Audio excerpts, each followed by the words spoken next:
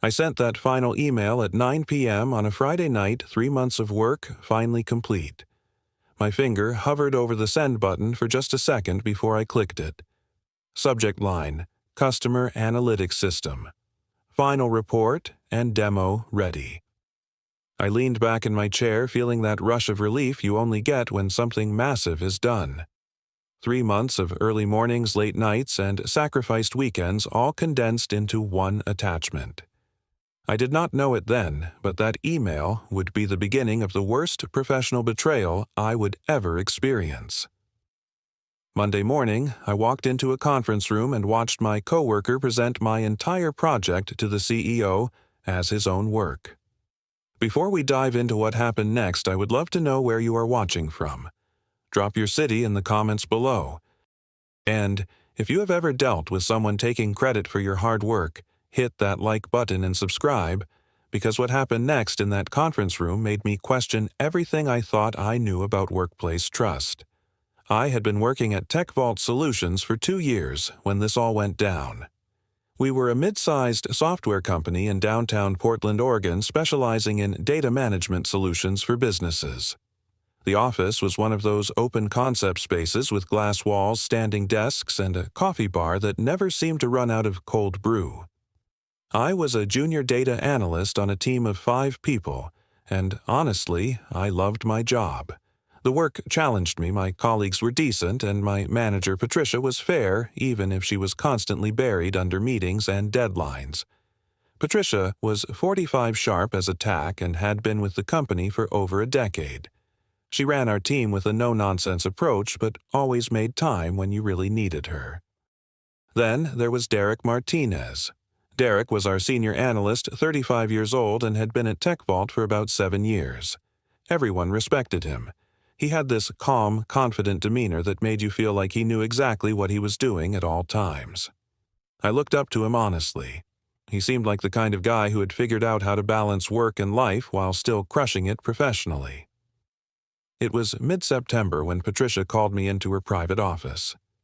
The glass door closed behind me and she gestured for me to sit down. She had that serious but excited look on her face, the one that usually meant something big was coming. "Grace," she said, sliding a folder across her desk toward me. "I have a project for you. This one is important." I opened the folder and started scanning the brief. It was a proposal to develop an automated customer analytics system for our CEO, Mr. Harrison. The system needed to integrate machine learning algorithms, create dashboard visualizations, and provide predictive analytics for customer behavior patterns. It was ambitious. It was complex, and it was exactly the kind of project that could prove I was ready for more responsibility. "This is a 3-month timeline," Patricia continued. "Deadline is end of December. Mr. Harrison wants to see a demo and full documentation by then. If you pull this off, Grace, it could open doors for you here. Promotions, bigger projects, the whole thing." My heart was pounding. This was huge. I had never led something of this scale before. Sure, I had contributed to team projects, run smaller analyses, but this was different. This was solo. This was visible. This was my shot. "I can do this," I told her, trying to sound more confident than I felt. Patricia smiled. "I know you can. That is why I am giving it to you." I walked out of her office that afternoon feeling like I was floating. Scared, yes, but also incredibly motivated. I went straight to my desk and started outlining a game plan. Research phase framework development, coding testing, refinement, documentation. I broke it down into weekly milestones and set reminders on my phone. This project was going to consume my life for the next 3 months, and I was ready for it. The work started immediately. I was at my desk by 7 a.m., most mornings, sometimes earlier. I would grab coffee from the break room, pop in my headphones, and disappear into the code. Lunch breaks became shorter. I started staying until 8 or 9 p.m., most nights long after everyone else had gone home. The office would get quiet, just the hum of the air conditioning and the glow of my monitor in the dim light. I liked it that way. Fewer distractions, more focus. Weekends were not much different. I would head to a coffee shop near my apartment, order an Americano, and work for hours. My notebook filled up with sketches, algorithm ideas, scribbled calculations. I was writing code, testing it, breaking it, fixing it, refining it, over and over. I lost track of how many lines I wrote. Somewhere north of 3,000, I think. My version control system on GitHub was logging every change, every commit. It was all there, time-stamped and saved. I missed my best friend's birthday party in October. I skipped a weekend trip to the coast in November. My social life basically evaporated, but I kept telling myself it would be worth it. This was my career. This was my future. Sacrifice, now celebrate later. Derek noticed how hard I was working. He would swing by my desk every few days, coffee in hand, and ask how things were going. "How is the project coming along?" "Grace," he would say, leaning against the edge of my desk. "Need any help?" At first I appreciated it. It felt good to have someone checking in, especially someone with his experience. I would tell him about the challenges I was facing, the bugs I could not quite squash, the algorithms that were not performing the way I wanted. Derek would listen, nod thoughtfully, and sometimes offer a suggestion or two. Nothing groundbreaking, but helpful enough. Little tweaks, minor adjustments. "You are doing great," he would say. "Keep it up." A few times he asked if he could take a look at my work to better understand my approach. He said it would help him learn some of the newer techniques I was using. I did not think twice about it. Why would I? Derek was a senior analyst, a mentor figure. Sharing knowledge was what good teams did. Right, so I would share my screen, walk him through the logic, explain the code structure. He would ask questions, take notes, and thank me for my time. Looking back now, I can see how naive I was. But in those moments, I genuinely believed I had a supportive colleague who cared about my success. By mid-December, I was in the final stretch. The system was working. The dashboards looked clean. The predictive models were accurate. I spent the last 2 weeks writing documentation, preparing slides, making sure everything was polished and professional. I wanted this to be perfect. That Friday night, December 20th, I finished the final report. I read through it one last time, checked all the attachments, and hit send at 9 p.m. The email went to Patricia with the subject line I mentioned earlier. I felt this wave of relief wash over me. 3 months of grinding, and it was done. I packed up my laptop, turned off my desk lamp, and headed home. I remember walking to my car in the parking garage feeling lighter than I had in weeks. I got home, ordered takeout, and crashed on my couch. I slept for 10 hours straight that night. Saturday was a blur of rest and catching up on life.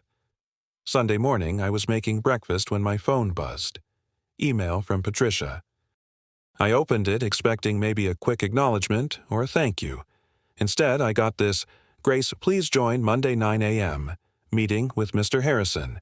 Derek will present the analytics system. Please attend to support." I read it 3 times. Derek will present Why Derek. This was my project. I built it. Why was he presenting it? I felt this weird knot forming in my stomach, but I tried to rationalize it. Maybe Patricia wanted Derek to help because he had more experience presenting to executives. Maybe she thought it would be good for me to watch and learn. Maybe this was just standard procedure for big projects. I did not love it, but I convinced myself there had to be a logical explanation. I typed back a short response. "Sure, I will be there." The rest of Sunday, I could not shake this uneasy feeling. Something felt off, but I could not put my finger on what. I tried to distract myself, watched a movie, went for a walk, but my mind kept drifting back to that email. By the time I went to bed Sunday night, I was anxious in a way I could not quite explain. Monday morning arrived cold and gray. I got to the office at 8:30 a.m., earlier than I needed to be. The conference room was on the 3rd floor, a big, glass-walled space with a long table and a projector set up. I walked in at 8:45 and found Derek already there. He was connecting his laptop to the projector, adjusting the screen, moving with this calm efficiency that made it look like he had done this 100 times before. "Morning, Derek," I said, setting my notebook down on the table. "Morning," he replied, barely looking up. His tone was clipped distant. No friendly small talk, no eye contact. Just a quick acknowledgement before he went back to fiddling with the cables. That knot in my stomach tightened. At 9 a.m., sharp, the door opened. Mr. Harrison walked in first. He was 55 tall with silver hair and the kind of presence that made a room go quiet. Behind him came Patricia, followed by two other directors I recognized but did not work with directly. Everyone took their seats. I sat near the end of the table. Derek stood at the front by the projector. Mr. Harrison nodded at Derek. "Let us see what you have got." Derek smiled, clicked his remote, and the first slide appeared on the screen. The title read, "Customer Analytics System, developed by Derek Martinez." My blood went cold. "Good morning, everyone." Derek began, his voice smooth and confident. "Over the past 3 months, I have developed a comprehensive customer analytics system designed to provide real-time insights and predictive modeling for our client base." I sat there frozen. Over the past 3 months I have developed. Those words echoed in my head like a bad dream. I wanted to scream. I wanted to stand up and stop him right there, but I could not move. My hands were ice cold. My heart was slamming against my ribs. Derek advanced to the next slide. It was one of my dashboards, the exact visualization I had spent weeks perfecting. He explained the logic behind it like he had thought of it himself. He walked through the machine learning algorithms, the data pipelines, the predictive models. Every single piece was mine. Every chart, every graph, every line of code. I had written it. I had tested it. I had debugged it at 2 a.m. on a Tuesday night when nothing was working. And now Derek was standing there taking credit for all of it. Mr. Harrison leaned forward, clearly impressed. "This is excellent work, Derek. Exactly what we need to stay competitive." Patricia nodded. Derek has really outdone himself on this one. I felt like I was going to be sick. I looked around the room, but no one was looking at me. No one questioned it. No one asked if I had contributed. I was invisible. Derek kept going, answering questions from the directors, explaining features, demonstrating functionality. He was flawless, confident, convincing. And with every word, I felt myself sinking deeper into disbelief. The meeting lasted 45 minutes. When it finally ended, Mr. Harrison stood up and walked over to Derek. He extended his hand. "Outstanding job, Derek," he said, shaking firmly. "We will discuss your promotion next week." Promotion. The word hit me like a punch. I had worked for 3 months, sacrificed everything, and now Derek was going to get promoted for my work. I sat there as everyone filed out of the room. Derek packed up his laptop, still avoiding my eyes. When the last person left, I finally found my voice. "Derek?" He looked up, expression neutral. "What the hell was that?" My voice was shaking. "That is my project. You know it is." He slung his laptop bag over his shoulder, completely calm. "I do not know what you are talking about, Grace. I worked on this for months." "You are lying." I stood up my chair, scraping against the floor. "I have all the files. I have all the emails. Every single piece of that system is mine." Derek tilted his head slightly, almost amused. "Really? Because I submitted everything to Patricia last night. Check the timestamps." And then he walked out. Just like that. Casual, unbothered. I stood there alone in that conference room, shaking with anger and disbelief. I grabbed my phone and pulled up my email. I scrolled to Friday night. My email to Patricia sent at 9 p.m. Then I searched for Derek's name. There it was, an email from Derek to Patricia sent at 8 p.m. Friday night, 1 hour before mine. The subject line read, "Customer Analytics System Final Submission." I opened it. The attachments were identical to mine. Same file names, same content. But the metadata had been changed. It looked like Derek had created them. He had copied everything, renamed it, resubmitted it as his own. And he had done it 1 hour before, I sent mine, making it look like I was the one who came second. I felt my knees go weak. I sat back down, staring at my phone screen. This was not a misunderstanding. This was not a mistake.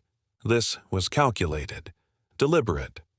Derek had stolen my work, and he had done it in a way that made him look like the original creator. I tried to find Patricia, but her office was dark. Her calendar showed back-to-back meetings all day. I went back to my desk, my mind racing. I did not know what to do. I felt helpless, betrayed, furious. That night I barely slept. I kept replaying the meeting in my head. Derek's voice, Mr. Harrison's praise, Patricia's nod of approval, the promotion. It all felt like a nightmare I could not wake up from. Tuesday morning I woke up with a new feeling. Anger, yes, but also something else. Determination. I was not going to let Derek get away with this. I did not care how senior he was or how respected he seemed. What he did was wrong, and I was going to prove it. I called my best friend Marcus. He is a lawyer, works at a firm downtown. I told him everything. He listened without interrupting, and when I finished, he said something that stuck with me. Grace, document everything. Build a timeline. Make it so clear that no one can deny it. Facts are your weapon here. I spent all of Tuesday and Wednesday doing exactly that. I compiled every single piece of evidence I could find. First, the emails. I printed out every email exchange from September 15th onward. The very first one was from Patricia assigning the project to me. The subject line was Clear New Project Assignment, Grace Thompson. The body of the email outlined the scope, the timeline, the expectations. It was dated September 15th at 10:30 a.m. Then I printed every weekly update I had sent Patricia over the next 3 months. There were over 60 emails. Each one detailed my progress, the challenges I was facing, the solutions I was implementing. Patricia had replied to most of them with short acknowledgments. Good work, keep going. This looks promising. Let me know if you need resources. I also printed the emails between Derek and me. The ones where I had asked for his advice, where he had responded with vague suggestions.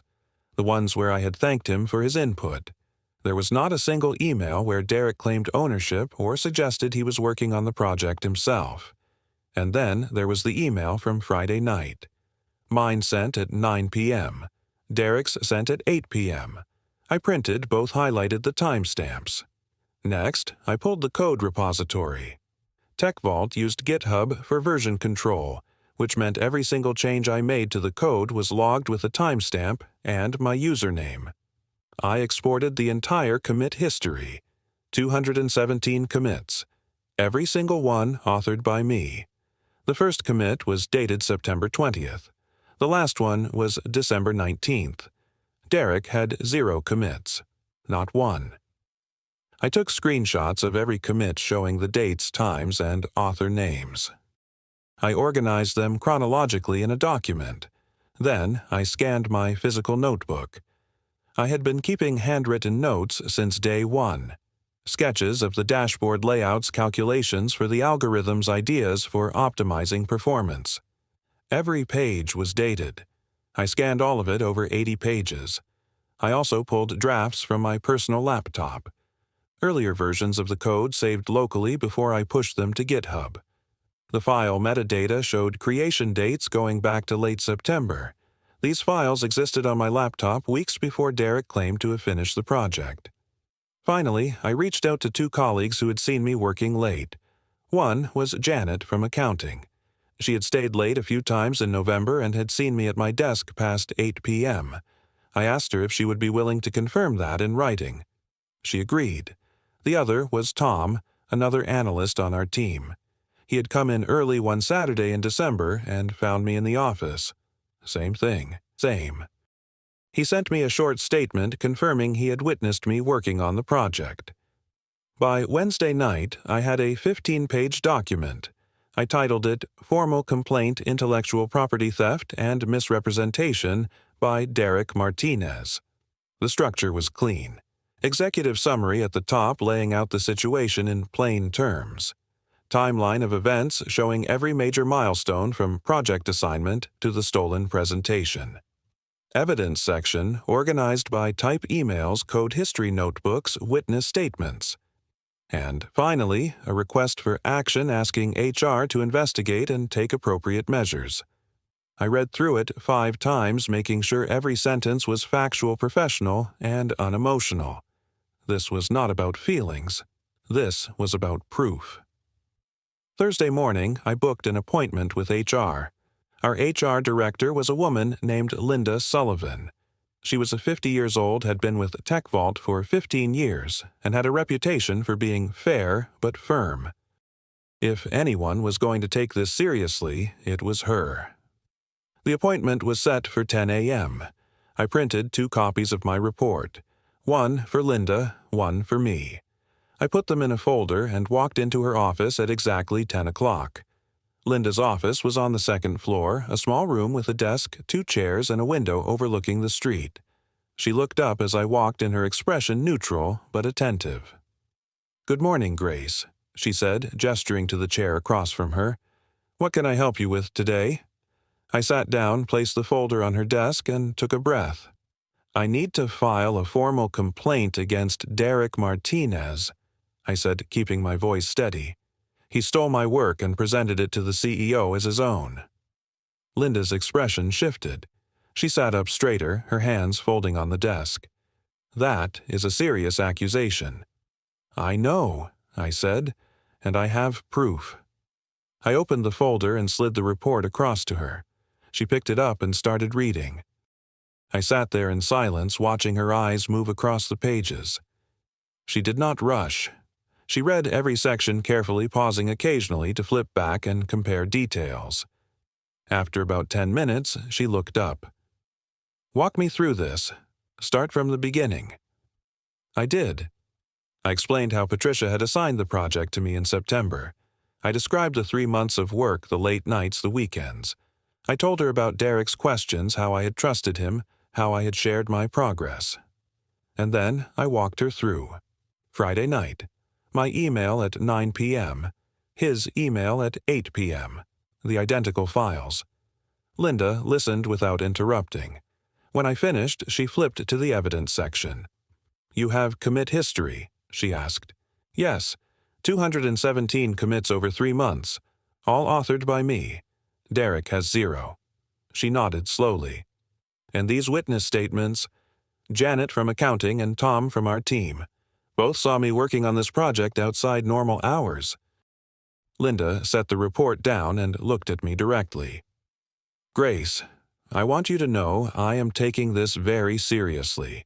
This is a significant allegation, and if what you are saying is true, it constitutes a major breach of professional conduct. I am going to need to investigate this thoroughly. That means I will be interviewing Derek, Patricia, and anyone else involved. It might take a few days. Can you give me until early next week?" "Yes," I said. "I just want what is right." Linda stood up and extended her hand. "Thank you for bringing this to me. I will be in touch." I left her office feeling a strange mix of relief and anxiety. I had done everything I could. Now it was out of my hands. Friday was brutal. I saw Derek in the hallway once. He did not say anything, just walked past me like nothing had happened. I wanted to confront him again, but I knew it would not change anything. The evidence would speak for itself. That afternoon, Linda called Derek into her office. I do not know what was said, but when he came out, his face was tight. An hour later, Linda sent an email to the team. Derek Martinez was being placed on administrative suspension pending an internal investigation. Effective immediately. The office was buzzing with rumors by the end of the day, but I kept my head down. I did not want to talk about it. Not yet. The weekend felt like it lasted forever. I tried to distract myself, but my mind kept circling back to what was going to happen. Would they believe me? Would the evidence be enough? Monday morning, Linda called me into her office again. This time, Patricia was there too, and so was Mr. Harrison. My stomach dropped. I sat down, not sure what to expect. Linda spoke first. "Grace, I want to thank you for bringing this matter to our attention. Over the past few days, I have conducted a thorough investigation. I have reviewed all the evidence you provided, interviewed Derek, Patricia, and several other team members, and cross-referenced the documentation. She paused, glancing at Mr. Harrison, then back at me. The evidence is overwhelming. Derek Martinez did not create the customer analytics system. You did. Every commit, every email, every piece of documentation supports your account. Derek copied your work, altered the metadata, and submitted it as his own in an attempt to take credit. I felt my throat tighten. I did not trust myself to speak. Mr. Harrison leaned forward. Grace, I owe you an apology. I should have asked more questions during that presentation. I should have verified the work before offering praise. That was my failure, and I am sorry. Patricia spoke next, her voice quiet. I am sorry too, Grace. I was so focused on the deadline that I did not take the time to confirm who had actually done the work. That was unacceptable on my part. Linda continued. As of this morning, Derek Martinez has been terminated. His employment with TechVault is over. Additionally, we are officially recognizing you as the sole creator of the customer analytics system. Your name will be on all documentation, and you will receive full credit for the project. She slid a piece of paper across the desk. We are also promoting you to Senior Data Analyst effective immediately. This comes with a salary increase and expanded responsibilities, and we are providing additional compensation for the emotional distress this situation caused. I stared at the paper, barely able to process what I was hearing. Promoted, recognized, compensated. Derek was gone. Thank you. I managed to say, my voice barely above a whisper. Thank you for believing me. Mr. Harrison stood up and extended his hand. You did the right thing, Grace, and you did exceptional work. I look forward to seeing what you do next. The first week after everything went down was strange. People congratulated me, stopped by my desk to express support. Some admitted they had suspected something was off during the presentation, but had not wanted to say anything. A few told me they were glad I had stood up for myself. Patricia pulled me aside one afternoon and apologized again. I should have been more involved, she said. I let the workload get in the way of doing my job properly. That will not happen again. I appreciated the apology. I did not hold it against her. She was human, overworked, and trying her best. We all make mistakes. Derek was gone. No goodbye email, no farewell lunch, just gone. I heard through the grapevine that he had tried to fight the termination, but the evidence was too strong. There was nothing he could say. Honestly, I felt a lot of things in those first few days. Relief, mostly, but also exhaustion, the kind that comes from holding tension in your body for so long that when it finally releases, you feel like you might collapse. I took a few days off. I went hiking at the Columbia River Gorge, something I had been meaning to do for months. I stood at the edge of a waterfall, breathing in the cold air, and let myself feel everything I had been holding back. Anger, hurt, betrayal, but also pride. I had fought for myself. I had not let someone else write my story. When I came back to work, I dove into my new role. Senior Data Analyst came with bigger projects, more responsibility, and the chance to mentor junior analysts. I started leading team meetings, reviewing code, guiding others through challenges. It felt good. It felt right. I also started being more careful. I documented everything now. Every project, every meeting, every conversation that mattered. Not because I did not trust my colleagues, but because I learned that protecting your work is not paranoia. It is smart. A few months later, I was sitting in a coffee shop on a Saturday afternoon working on a new project when I thought about Derek.